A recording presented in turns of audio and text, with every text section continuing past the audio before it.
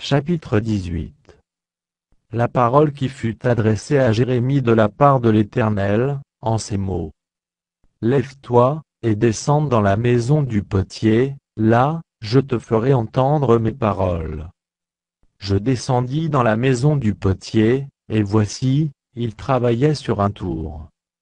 Le vase qu'il faisait ne réussit pas, comme il arrive à l'argile dans la main du potier, il en refit un autre vase, tel qu'il trouva bon de le faire. Et la parole de l'Éternel me fut adressée, en ces mots. Ne puis-je pas agir envers vous comme ce potier, maison d'Israël? Dit l'Éternel. Voici, comme l'argile est dans la main du potier, ainsi vous êtes dans ma main, maison d'Israël. Soudain je parle, sur une nation, sur un royaume, d'arracher, d'abattre et de détruire. Mais si cette nation, sur laquelle j'ai parlé, revient de sa méchanceté, je me repens du mal que j'avais pensé lui faire. Et soudain je parle, sur une nation, sur un royaume, de bâtir et de planter. Mais si cette nation fait ce qui est mal à mes yeux, et n'écoute pas ma voix, je me repens du bien que j'avais eu l'intention de lui faire. Parle maintenant aux hommes de Juda, et aux habitants de Jérusalem, et dis ainsi parle l'Éternel, voici, je prépare contre vous un malheur, je médite un projet contre vous.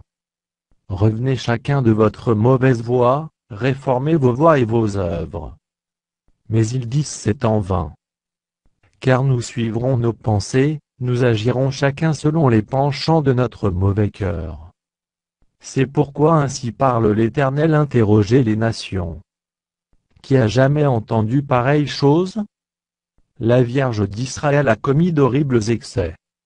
La neige du Liban abandonne-t-elle le rocher des champs? Où voit-on tarir les eaux qui viennent de loin, fraîches et courantes? Cependant mon peuple m'a oublié, il offre de l'encens à des idoles, il a été conduit à chanceler dans ses voies, à quitter les anciens sentiers, pour suivre des sentiers, des chemins non frayés. Ils ont fait de leur pays, un objet de désolation, d'éternelle moquerie, tous ceux qui y passent sont stupéfaits et secouent la tête. Pareil au vent d'Orient, je les disperserai devant l'ennemi. Je leur tournerai le dos, je ne les regarderai pas au jour de leur détresse. Et ils ont dit venez, complotons contre Jérémie. Car la loi ne périra pas faute de sacrificateur, ni le conseil faute de sage, ni la parole faute de prophète. Venez, tuons-la avec la langue, ne prenons pas garde à tous ces discours. Écoute-moi, Éternel.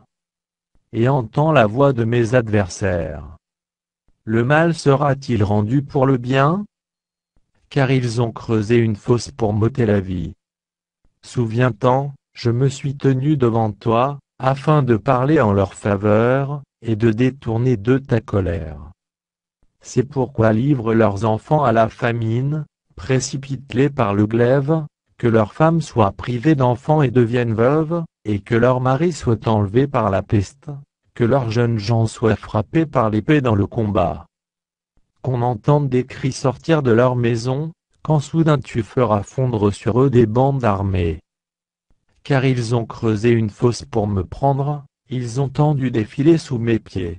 Et toi, Éternel, tu connais tous leurs complots pour me faire mourir, ne pardonne pas leur iniquité, n'efface pas leurs péchés de devant toi. Qu'ils soient renversés en ta présence. Agis contre eux au temps de ta colère.